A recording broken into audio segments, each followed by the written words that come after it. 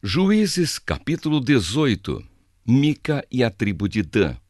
Naquele tempo não havia rei em Israel, e a tribo de Dan estava procurando uma terra para morar, terra que fosse só deles. Isso porque até aquela ocasião eles não tinham recebido a parte da terra que devia ser deles, embora as outras tribos de Israel já tivessem recebido a sua parte. Então o povo de Dan escolheu 5 homens de valor entre todas as famílias da tribo. Eles foram mandados das cidades de Zora e Estaol para espiar e conhecer a terra. Foram para a região montanhosa de Efraim e ficaram na casa de Mica. Enquanto estavam lá, perceberam, pelo jeito de o jovem levita falar, que ele não era dali. Então chegaram perto dele e perguntaram: "O que é que você está fazendo aqui? Quem trouxe você para cá?" Ele respondeu: "Eu fiz um trato com Mica. Ele me paga para ser sacerdote dele." Aí disseram ao moço: "Então pergunte a Deus se nós seremos bem-sucedidos na nossa viagem." O sacerdote respondeu: "Não se preocupem, o Senhor Deus estará com vocês nesta viagem." Então os 5 homens saíram dali e foram para a cidade de Laís. Chegando lá, viram que o povo daquele lugar vivia em segurança como os sidônios. Eram pacíficos e calmos e não tinham brigas com ninguém. Eles tinham tudo o que precisavam. Moravam longe dos sidônios e viviam afastados dos outros povos. Quando os 5 homens voltaram para Zora e Estaol, a sua gente perguntou o que eles haviam descoberto. E eles responderam: "Vamos atacar. Nós vimos a terra e ela é muito boa. Não fiquem aí parados. Vão depressa e tomem a terra. Lá vocês vão ver que o povo não desconfia de nada. A terra deles é grande e tem tudo o que é preciso, e Deus a está dando a vocês." Então 600 homens da tribo de Dan saíram de Zora e Estaol prontos para a luta. Subiram e acamparam a oeste da cidade de Quiriate-Jearim, na região de Judá. É por isso que aquele lugar é chamado até hoje de Campo de Dan. Dali foram para a região montanhosa de Efraim e chegaram à casa de Mica.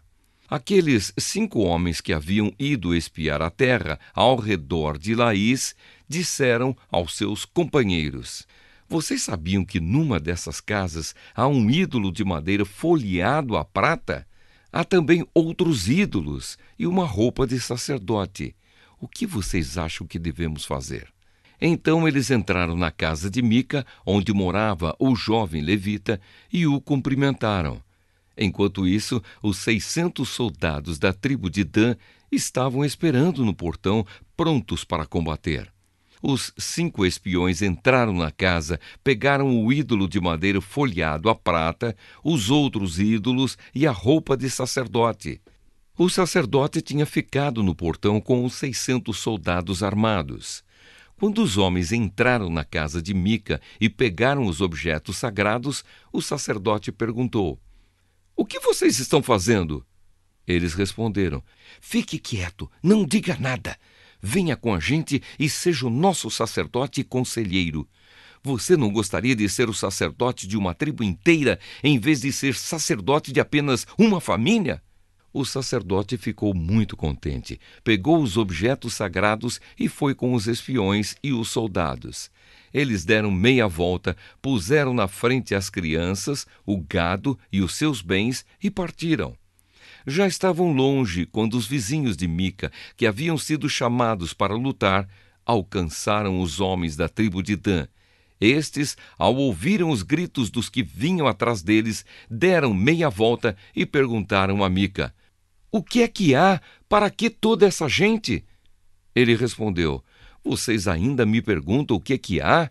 Vocês me tomaram os deuses que eu fiz e o meu sacerdote e foram embora. O que foi que sobrou para mim?" Os homens de Dan disseram: "É melhor você não falar mais nada, porque estes homens podem ficar zangados e acabar atacando vocês. Nesse caso, você e toda a sua família morreriam." Depois de dizerem isso, os homens de Dan partiram. Mica viu que eles eram mais fortes, então voltou para casa. os homens da tribo de Dan levaram as coisas que Mica havia feito e também o sacerdote dele. Aí foram e atacaram Laís, aquela cidade de povo pacífico e calmo. Mataram os seus moradores e queimaram a cidade. Não havia ninguém para salvar aquela gente, pois Laís ficava longe de Sidom e eles não tinham contato com outros povos. A cidade ficava no vale, perto de Bet-Reobe. A tribo de Dan construiu de novo Laís e ficou morando ali. Deram à cidade o nome de Dan, porque assim se chamava o fundador da tribo, que era filho de Jacó. E os homens de Dan levantaram o ídolo para adorá-lo.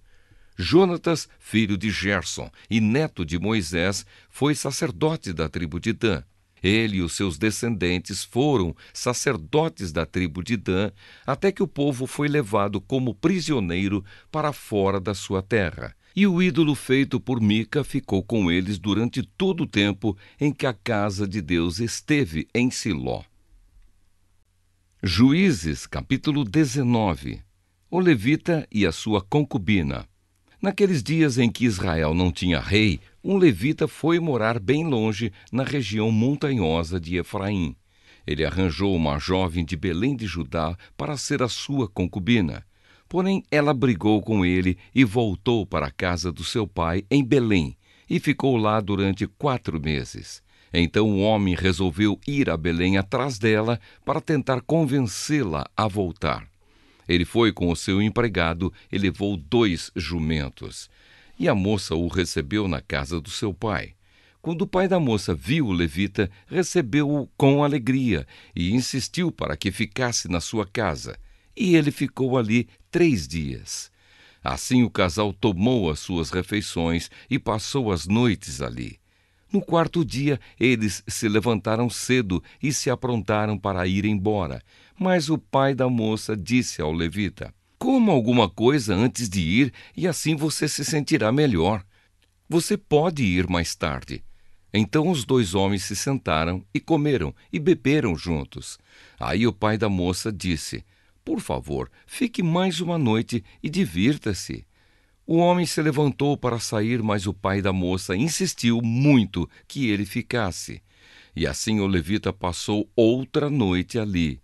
No 5º dia, bem cedo, ele se levantou para ir, mas o pai da moça pediu: "Por favor, coma alguma coisa, espere até mais tarde." E os 2 homens comeram juntos. Quando o homem, a moça e o empregado iam saindo, o pai disse: "Olhe, agora já é quase noite. É melhor você ficar para passar a noite aqui. Logo vai ficar escuro. Fique aqui e divirta-se. Amanhã você poderá se levantar cedo e viajar de volta para casa." Mas o levita não quis passar lá mais outra noite e partiu de viagem com a sua concubina, levando 2 jumentos arreados. Já era quase noite quando chegaram perto da cidade de Jebus, isto é, Jerusalém. Então o empregado disse ao patrão: "Por que não paramos e passamos a noite nesta cidade dos Jebuseus?" Mas o patrão respondeu: "Não vamos parar numa cidade onde o povo não é israelita. Vamos continuar até Gibeá. É melhor a gente andar mais um pouco e passar a noite em Gibeá ou Ramá." Então passaram pela cidade de Jebus e continuaram a viagem. O sol já se havia escondido quando eles chegaram a Gibeá, cidade da tribo de Benjamim. Aí saíram da estrada para passar a noite na cidade. O levita chegou e se sentou na praça, mas ninguém o convidou para dormir na sua casa. E aconteceu que passou por ali um velho que estava voltando do seu trabalho na roça. Ele era da região montanhosa de Efraim, mas estava morando em Gibeá. O povo dali era da tribo de Benjamim. O velho viu o viajante na praça e perguntou: "De onde você é? Para onde vai?"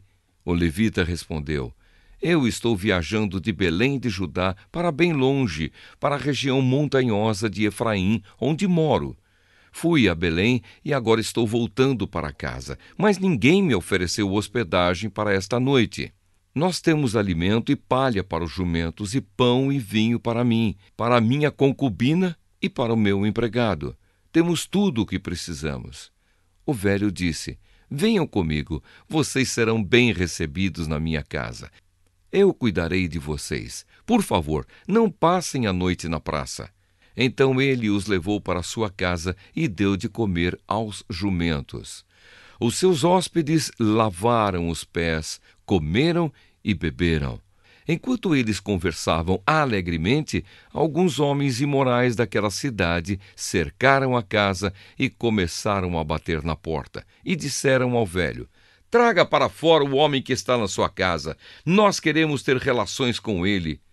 Aí o velho saiu e disse: não, meus amigos, por favor, não façam essa coisa tão má e tão imoral. Este homem é meu hóspede. Olhem, estão aqui a minha filha virgem e a concubina dele. Eu vou pôr as duas para fora e vocês poderão fazer com elas o que quiserem. Mas não façam essa coisa horrível com este homem. Mas eles não quiseram ouvi-lo. Então o levita pegou a sua concubina, a pôs para fora e a entregou a eles. E eles a forçaram e abusaram dela a noite toda e só a deixaram de manhã. Ao amanhecer, a mulher veio e caiu na frente da casa onde o seu marido estava, e ficou ali até clarear o dia. De manhã o marido se levantou para continuar a viagem. Quando abriu a porta, achou a sua concubina caída em frente da casa, com as mãos na soleira da porta. Aí lhe disse: levante-se, vamos embora. Porém não teve resposta. Então pôs o corpo dela atravessado sobre o jumento e seguiu viagem para casa. Quando chegou lá, entrou, pegou uma faca e cortou o corpo da concubina em 12 pedaços. Depois mandou um pedaço para cada uma das 12 tribos de Israel. E todos os que viam isso diziam: nunca vimos uma coisa assim, nunca houve uma coisa igual a essa desde o tempo em que os israelitas saíram do Egito. Pensem, o que vamos fazer agora? Juízes, capítulo 20. Planos para castigar os moradores de Gibeá. Por causa disso, todo o povo de Israel, desde Dan, no norte, até Berseba, no sul, e Gileade, no leste, se reuniu em Mispa. Eles se reuniram na presença de Deus, o Senhor, como se fossem uma só pessoa. Os chefes de todas as tribos de Israel estavam presentes nessa reunião do povo de Deus. Havia 400.000 homens a pé, treinados para a guerra, e o povo de Benjamim soube que todos os outros israelitas haviam subido até Mispa e que eles queriam saber como aquele crime havia sido cometido. Então o levita, marido da mulher assassinada, explicou: cheguei com a minha concubina a Gibeá, no território da tribo de Benjamim, para passar a noite. Os homens de Gibeá vieram de noite e cercaram a casa. Eles queriam me matar. Em vez disso, abusaram da minha concubina e ela morreu. Então eu peguei o corpo dela, cortei em pedaços e mandei um pedaço para cada uma das 12 tribos de Israel. Aquela gente cometeu um crime horrível no meio do nosso povo. Todos vocês que estão aqui são israelitas. Vamos resolver agora o que fazer. Todo o povo de Israel se levantou ao mesmo tempo e disse: nenhum de nós, nem os que moram em casas, nem os que moram em barracas, voltará para casa. Vamos escolher alguns homens para atacar Gibeá. A 10ª parte dos homens de Israel vai arranjar comida para os que vão lutar. Os outros vão castigar os moradores de Gibeá pelo crime horrível que cometeram em Israel. Então todo o povo de Israel se reuniu como se fosse uma só pessoa para atacar a cidade de Gibeá. As tribos israelitas mandaram que mensageiros fossem por toda a tribo de Benjamim e dissessem: que crime horrível vocês cometeram! Exigimos que vocês nos entreguem agora esses homens imorais para que nós os matemos. Assim tiraremos esse mal do meio do povo de Israel. Mas o povo de Benjamim não deu atenção aos outros israelitas. Eles saíram de todas as suas cidades e foram para Gibeá a fim de lutar contra o resto do povo de Israel. Naquele dia, eles convocaram das suas cidades 26.000 soldados. Depois, os moradores de Gibeá reuniram mais 700 homens especialmente escolhidos, que eram canhotos. Qualquer um deles podia atirar com funda uma pedra num fio de cabelo sem nunca errar. E os outros israelitas, que iam lutar contra a tribo de Benjamim, reuniram 400.000 soldados treinados. A guerra contra a tribo de Benjamim. Os israelitas foram ao lugar de adoração em Betel e ali perguntaram a Deus: qual das nossas tribos atacará primeiro a tribo de Benjamim? E o Senhor respondeu: a tribo de Judá. Na manhã seguinte, os israelitas subiram e acamparam perto da cidade de Gibeá. Saíram para combater contra a tribo de Benjamim e puseram os soldados em posição de ataque, de frente para a cidade. Então o exército de Benjamim saiu da cidade e, antes de terminar o dia, eles mataram 22.000 soldados israelitas. Aí o povo de Israel foi para o lugar de adoração e, na presença do Senhor, chorou até a tarde. E eles perguntaram ao Senhor: devemos ir combater outra vez os nossos irmãos da tribo de Benjamim? E Deus respondeu: sim. Então o exército israelita se animou de novo, e eles puseram seus soldados em posição de combate novamente, no mesmo lugar em que haviam lutado no dia anterior. Os israelitas marcharam contra a tribo de Benjamim pela segunda vez. E pela segunda vez, os soldados de Benjamim saíram de Gibeá. E dessa vez mataram 18.000 soldados israelitas treinados. Então todo o povo de Israel subiu de novo até Betel para chorar. Ficaram ali na presença de Deus, o Senhor, e não comeram nada até a tarde. E apresentaram ao Senhor ofertas que foram completamente queimadas e sacrifícios de paz. Eles fizeram uma pergunta ao Senhor. Acontece que naqueles dias a Arca da Aliança estava ali, em Betel. E Finéias, filho de Eleazar e neto de Arão, estava encarregado de cuidar dela. A pergunta que eles fizeram foi esta: devemos sair mais uma vez para combater os nossos irmãos da tribo de Benjamim ou devemos desistir? O Senhor respondeu: combatam, porque amanhã eu farei com que vocês os derrotem. Então os israelitas puseram alguns soldados escondidos em volta de Gibeá. No terceiro dia, marcharam de novo contra o exército da tribo de Benjamim.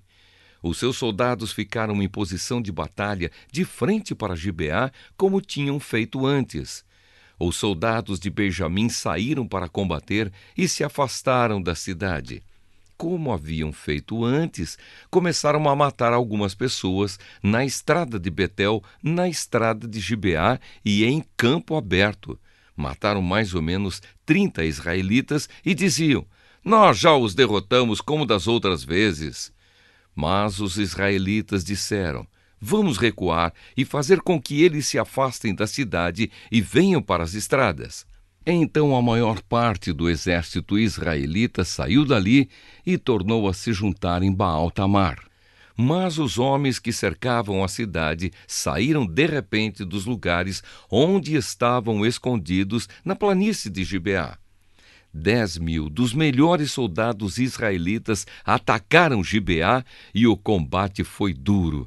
Os benjamitas não imaginavam que iam ser destruídos.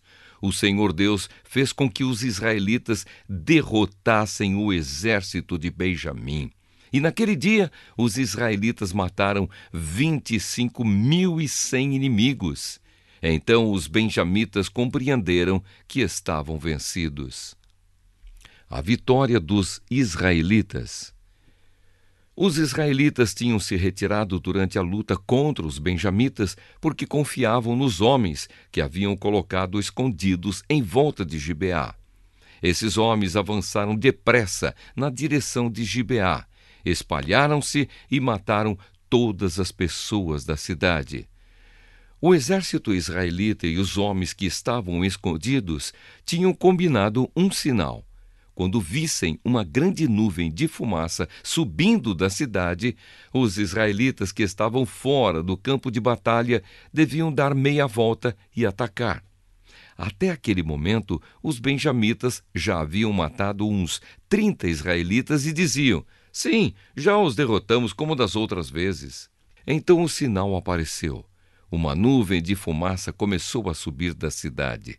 Os benjamitas olharam para trás e ficaram muito espantados quando viram a cidade inteira pegando fogo. Então os homens de Israel deram meia volta e os benjamitas ficaram apavorados, porque viram que iam ser destruídos. Eles fugiram e correram na direção do deserto, mas não puderam escapar. Foram cercados pela maior parte do exército israelita e também pelos soldados que vinham da cidade e foram destruídos. Os israelitas cercaram os inimigos e os perseguiram sem parar até um lugar a leste de Gibeá, e os iam matando pelo caminho. 18.000 dos melhores soldados benjamitas foram mortos. Os outros fugiram na direção do deserto, para a rocha de Rimom. 5.000 foram mortos nas estradas. Os israelitas perseguiram o resto e assim mataram mais 2.000 homens. Ao todo, 25.000 benjamitas foram mortos naquele dia, todos eles soldados valentes. Porém, 600 homens fugiram para o deserto, para a rocha de Rimom, e ficaram lá 4 meses. Os israelitas atacaram o resto dos benjamitas e os mataram, tanto homens como animais, e destruíram tudo o que encontraram, e queimaram todas as cidades da região.